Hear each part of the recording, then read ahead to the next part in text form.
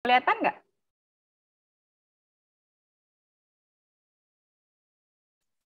Kelihatan nggak? PPT-nya? Kelihatan, Bu. Kelihatan? Kelihatan. Ya. Bu. Pernah punya ini nggak?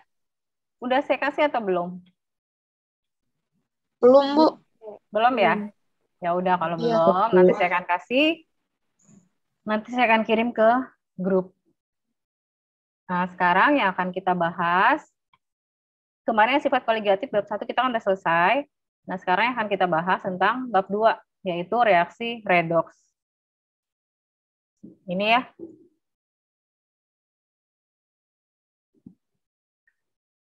Kamu bisa lihat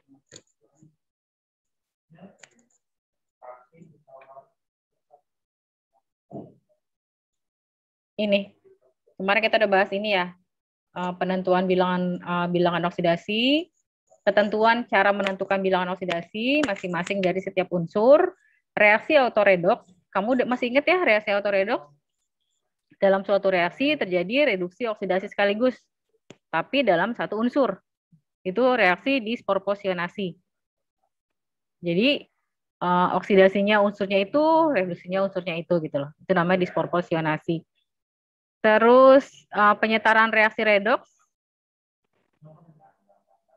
yang akan kita bahas sekarang, penyetaraan persamaan reaksi redoks, metode setengah reaksi, dan metode bilangan oksidasi dengan dua cara, dengan cara asam dan dengan cara basa. Nah, kalau ini udah ya kemarin, yang menentukan bilangan oksidasi, kalau bilangan oksidasi unsur bebas adalah 0, itu udah ya, masih ingat kan ya, waktu kelas 10 juga kita udah pernah bahas itu. Nah, ini yang reaksi disproporsionasi, yang terjadinya reaksi redoks atau reduksi dan oksidasi sekaligus pada zat yang sama atau pada unsur yang sama. Contohnya ini, I2 itu dia mengalami reduksi, dan I2 dia juga mengalami oksidasi. Ini namanya reaksi autoredoks atau disproporsionasi. Masih ingat kan ya, untuk kelas 10? Apa perlu dibahas lagi? Terus ini, reaksi konproporsionasi. Jadi, reaksi redoks dengan hasil reduksi dan oksidasinya berupa zat yang hampir sama dengan disproporsionasi itu. Jadi di sini SO2-nya dia mengalami reduksi dan SO2-nya dia mengalami oksidasi. Tapi kalau di sini reduksinya dia setelah reaksi, dan di sini S-nya itu ada di sebelah kiri. Kalau tadi kan I-nya hasilnya ada di sebelah kanan dua-duanya. Tapi kalau ini S-nya dia dari sebelah kiri. Gitu. Paham ya? Terus ini yang tadi, yang metode setengah reaksi atau ion elektron. Ini langkah-langkahnya, ini cara-caranya, cara menentukan reaksinya. Jadi kamu harus memisahkan dulu antara reaksi reduksi dengan reaksi oksidasi, itu dipisahin dulu. Nanti baru kamu setarain jumlah atomnya yang mengalami perubahan bilangan oksidasi. Nah, penyetaraan jumlah oksigen untuk menyetarakan jumlah oksigen tadi, kamu bisa dengan dua cara. Pakai cara asam atau cara basa. Kalau dia menggunakan cara asam, berarti ada H2O, terus ada H-nya, ada H plusnya. Begitu juga dengan suasana basa, itu dia nanti ada H2O dan ada OH-nya. Itu berarti dia basa. Kamu masih ingat ya, waktu kelas 11, kalau misalkan asam dia H+, kalau basa dia OH-. Nah, nanti buat menyetarakan kanan kirinya, itu ada bantuannya H2O. H2O boleh diletakkan di mana aja. Asam dan basa pun boleh diletakkan di mana aja. Antara minus dan positif. Nah, maksudnya antara reaksi di kanan ataupun reaksi di kiri. Jadi, reaksi maupun hasil reaksi. Nanti kita lihat contoh soalnya. Terus, baru menyetarakan muatan elektronnya dengan menambahkan elektron. Jadi untuk menyetarakan reaksinya nanti bisa digunakan dengan penambahan elektron pada ruas kanan maupun pada ruas kiri. Tergantung yang mana yang kurang, yang mana yang lebih. Gitu. Terus nanti menyamakan jumlah elektronnya. Baru dijumlahkan kedua persamaan setengah reaksi. Nah, sekarang kita lihat contohnya. Ini. Contohnya, pada reaksi MNO, ini zatnya ya, atau fasenya. Dia S, PbO2 DAS menjadi MnO4 Aki plus Pb2 plus Aki dalam suasana asam. Ingat ya, dalam suasana asam. Nah ini kamu pisahin dulu yang mana terjadi reduksi dan yang mana terjadi oksidasi. Ini langkah pertamanya. Reduksinya yang terjadi reaksi reduksi PbO menjadi Pb2+. Oksidasinya MnO menjadi MnO4-. Itu pertama dipisahin yang mengalami reduksi dan yang mengalami oksidasi. Dan yang kedua, kamu setarakan jumlah atom O dan H-nya. Perhatikan ya, reduksi PbO2 ditambah 4H+. Karena dalam suasana asam. Kenapa kamu menempatkan H+-nya ini dia di kiri? Karena di kiri dia ada O-nya. Biar dia ada H2O, sama-sama ada H2O, makanya penempatan H2O dia di kanan. Karena ada H-nya di kanan, otomatis dia ada H-nya, H+-nya ini dia di kiri. Jadi di kanan dan kiri udah ada H2O-nya, udah ada OH-nya. Paham sampai situ ya? Yang oksidasi juga begitu. Karena oksidasi ini MnO, udah ada O-nya, otomatis H+-nya dia ada di kanan. Karena udah ada O, berarti di sini butuh H2O, dan di sini ada O-nya. Masing-masing ada O. Kanan kirinya ada O. Jadi, kamu lihat di sini MnO, di sini MnO4. Jadi, O yang kurang, dia di tempat yang kiri, makanya di kiri ditambah H2O. Sedangkan di kanan, dia H+. Nah, kalau udah seperti ini, kamu samain reaksinya. Kamu hitung jumlah atomnya. Kamu perhatikan, di kiri Mn-nya 1, O-nya 1, ditambah 3H2O. 3 dikali O berarti kan 3 ya. Berarti di kiri O-nya ada 4. Di kanan, kamu lihat O-nya ada berapa? Ini 4. O 4. Berarti udah sama O-nya. Mn-nya masing-masing udah sama. Sekarang tinggal lihat H-nya. H-nya di kanan ada 6. Di kiri pun dia ada 6. 6H+ dengan 3H2O. Paham ya sampai situ? Nah, ini yang terjadi pada reaksi reduksi yang PbO2 ini plus 4H+, ini ya yang di atas ini. Gimana ya pakai pensilnya? Saya lupa. Pokoknya ini, kamu lihat yang saya tunjuk ya. Kalau belum paham, nanti hari Kamis kita belajar latihan soal. Belum latihan soal. Dari contoh soal ini, nanti kita baru pakai yang pensil, oret-oretan kayak gitu. Tapi kamu dengar suara saya kan ya? Dengar, Bu. Dengar ya? Kalau misalkan kurang jelas, ngomong ya, bilang ya. Takutnya saya kecepatan gitu kan, jadi kamu kurang paham. Nanti saya kasih PPT ini ya, biar kamu bisa pelajari sendiri. Dan modulnya, kan saya udah pernah kasih ya, yang elektrokimia. Kamu belajarin lagi, biar bisa kamu bandingkan. Kalau ini kan PPT, kalau itu kan modul. Jadi kan lebih lengkap yang di modul. Gitu. Kita lanjutin ya. Kamu lihat posisinya, reduksi ya, PbO2+, PbO2 menjadi Pb2+. Kamu lihat, kamu kan tahu ya kalau muatan itu ada positif negatifnya, berarti kan dia berhubungan dengan elektron. Muatan ion dibilangnya. Di kanan, kamu lihat Pb2+, jadi dia muatannya ada 2 2+. Sedangkan di sini PbO2 plus 4H-, ini kan 4H+, ini kan 4 muatannya, 4 dikali 1. Dia 4. Biar dia sama dengan yang di kanan, 2+, makanya di sini dikasih 2 elektron min. 4 dikurang 2 itu kan 2. Jadi muatannya sama-sama 2 di sini. PbO2 ditambah 4H+ ditambah 2 elektron min. Di sini Pb2+ ditambah 2H2O. Muatannya udah sama di sini. Ini yang dibilang dengan metode setengah reaksi atau dengan metode elektron. Itu buat yang reduksi. Sedangkan yang oksidasi di sini MnO ditambah 3H2O menghasilkan MnO4- ditambah 6H+ ditambah 5 elektron min. Ini 1 elektronnya di Mn. Di sini nggak ada elektronnya nih di kiri. Sedangkan di kanan, dia ada 6H plus, ada minus. Berarti kan dia 5 kan, sisa 6. Ini yang ada angka di depannya dikalikan dengan ion ya di belakangnya. 6 dikali 1, 6. Dikurang 1, dia 5. Berarti di sini elektronnya masih ada 5. Biar dia habis elektronnya, berarti kamu kasih 5 elektron min. Jadi kan habis elektronnya. Nah, ini bisa dicoret. Ini, kita lihat. Setelah elektronnya sama, kanan kirinya, kamu kalikan seperti ini. Yang atas dikali 5, yang ke bawah dikali 2. Biar nanti ketemunya 5 PbO2 ditambah 2 OH plus ditambah 10 elektron min menjadi 5 Pb2 plus ditambah 10 H2O. Itu reduksinya.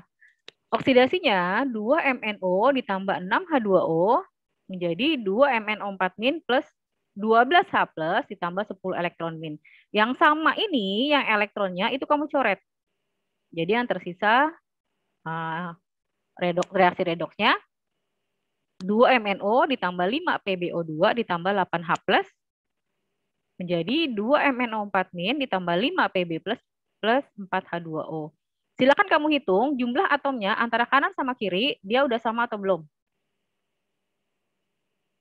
Sama nggak? Mn-nya, Pb-nya, O-nya, H-nya, antara kanan dengan kiri, jumlah atomnya sama nggak? Itu namanya reaksi redoks. Tapi ini kalau kamu kan waktu kelas 10 cuma suruh nentuin dari reaksi reduksi dan oksidasinya. Sebenarnya ini juga sama, cuman di sini pakai metodenya itu setengah reaksi dengan menggunakan elektron, jadi harus ada elektronnya. Dan dalam suasana asam. Nah, suasana asam ini karena ada H plusnya dengan alat bantunya atau dengan unsur bantu yang lain dia H2O. Jadi penempatan antara H dengan H2O di tempat yang kurang H-nya atau O-nya. Gitu. Jadi biar sama. Paham ya? Masih bingung? Atau udah paham? Iya, Bu, paham. Paham ya? Sebenarnya sama aja. Dan kalau misalkan kalau dulu ya waktu masih ada UN, kan kalau misalkan di soal itu udah langsung ada pilihan A, B, C, D, E-nya gitu kan. Nah, kamu kalau misalkan pakai metode seperti ini,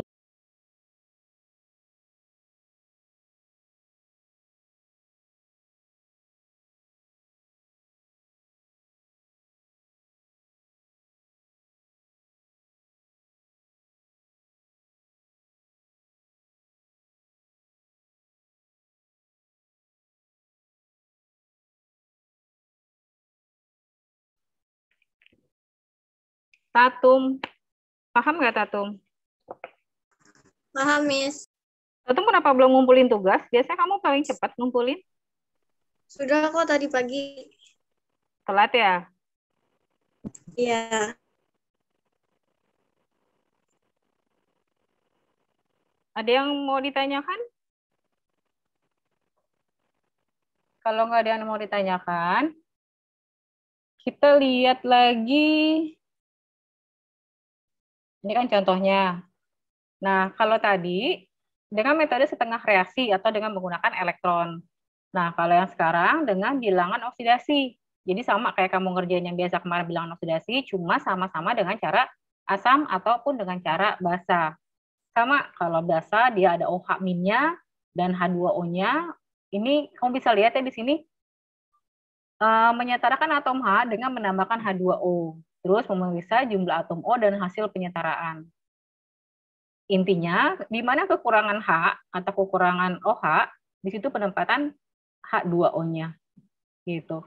Kalau dalam suasana asam berarti dia harus pakai H dan H2O. Nah, penempatan H dan H2O-nya itu boleh di kanan, boleh di kiri, tergantung yang mana yang mengalami kekurangan antara H dan O. Gitu ya. Nah, kalau misalkan dengan metode bilangan oksidasi, kita lihat contoh soalnya.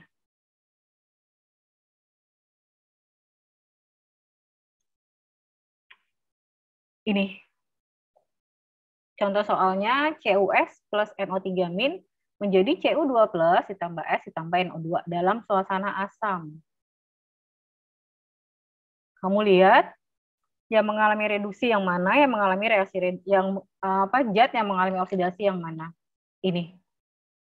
Di sini CuS berarti S-nya min 2, Cu-nya plus 2. Di sini NO3 min 1, berarti O-nya min 2, N-nya plus 5.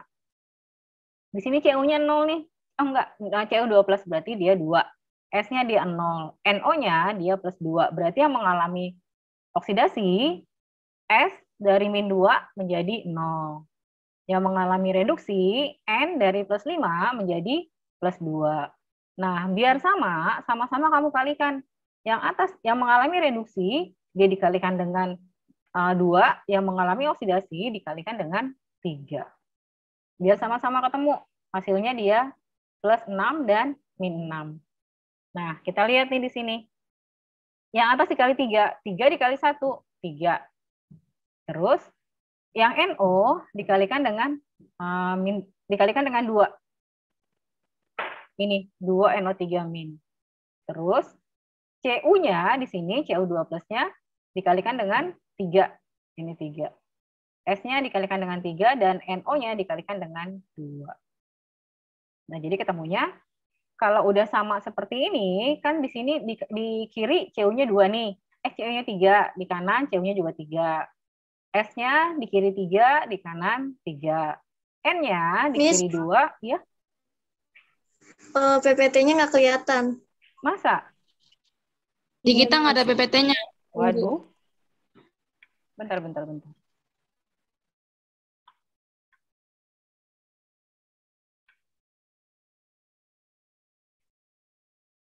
Udah kelihatan? Kelihatan, Bu. Kelihatan ya. Ini ya, yang tadi, kalau misalkan dia dengan cara bilangan oksidasi, ini nih, dengan cara metode bilangan oksidasi, yang tadi saya bilang, ini syarat-syaratnya, atau langkah-langkahnya, bukan syarat-syaratnya. Langkah-langkahnya, cara menentukan persamaan reaksi, cuma ini dengan menggunakan metode bilangan oksidasi. Sama, kalau misalkan dia dalam suasana asam. Ini, suasana asam. Tadi kan saya udah jelaskan ya, contoh reaksinya CuS ditambah NO3- menjadi Cu2+, ditambah S ditambah NO2. Kalau tadi kamu harus pisah dulu reduksi yang mana, oksidasi yang mana. Kalau ini kamu bisa langsung tetap digabung, cuman nanti biar sama-sama dikalikan dengan atas bawahnya. Maksudnya, kalau mengalami reduksi, dia kan dari min 2 ke 0, berarti kan dia oksidasi. Terus yang mengalami reduksi dari plus 5 dia menjadi 2, berarti kan dia minus 3, turun 3, minus 3 kan. Maksudnya turun 3 gitu kan. Sedangkan yang atas dari min 2 menjadi 0, berarti kan dia naik 2. Nah, nanti ini sama-sama dikalikan, biar dia ketemunya sama. Nah, nanti yang atas dikalikan 3, maksudnya yang mengalami oksidasi, yang mengalami reduksi, kamu kalikan dengan 2. Jadi hasilnya ini, 3CuS ditambah 2 NO3- menjadi 3Cu2+ ditambah 3S ditambah 2 NO. Itu hasil reaksinya. Nah, sekarang karena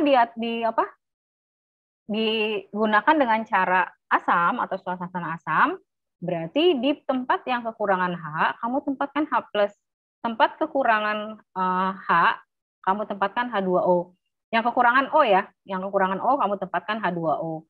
Di sini kamu bisa lihat S-nya lebih banyak S-nya. O-nya lebih banyak yang mana? Di kanan atau di kiri? Untuk menempatkan H2O-nya. Kamu bisa lihat di sini, ya upgrade. Sebentar lagi habis ya. Sebentar lagi habis, karena kan cuma 40 menit ya. Nanti saya kasih PPT-nya ya. Nanti kamu bisa pelajarin ini hasilnya. Di kiri ditambah H+, di kanan ditambah H2O. Karena di sini di kiri O-nya lebih banyak, dia 6. Sedangkan di kanan O-nya dia sedikit, 2. Biar dia sama, berarti penempatan H2O-nya dia ada di tempat yang kanan. Sedangkan H-nya ada di tempat yang kiri. Jadi dia akan seperti ini. Dan kamu boleh hitung jet atom-atomnya, semuanya dia sama jumlah atomnya. Gitu.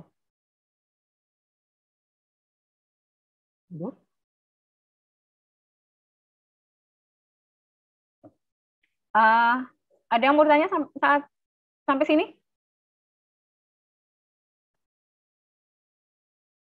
Kalau nggak ada yang mau tanya, nanti saya kasih PPT ini, dan saya akan kasih soal ya, buat kamu latihan soal. Nanti di Kamis kita bahas latihan soalnya. Nanti kalau udah paham, baru kita lanjut ke sel elektrokimia. Gitu. Paham ya? Paham, Bu. Ya, tinggal 8 menit lagi. Kita selesaikan aja ya. Nanti saya kirim PPT-nya, saya kirim soalnya. Kalau ada yang mau ditanyakan, silakan kamu tanyakan. Kalau ada yang belum paham, kamu boleh tanyakan. Mau japri saya juga boleh, mau tanya di grup juga boleh. Ada yang mau tanya? Kita Tidak akhiri ada, aja Bu. ya. Kenapa Suja? Suja ada yang mau tanya, Suja? Bu. Waktunya masih Tidak, ada 7, Bu. masih ada 7 menit lagi nih. Kita akhiri aja ya. Terima kasih udah bergabung. Selamat siang semuanya. Kita foto lagi ya. Coba dong dibuka kameranya semuanya.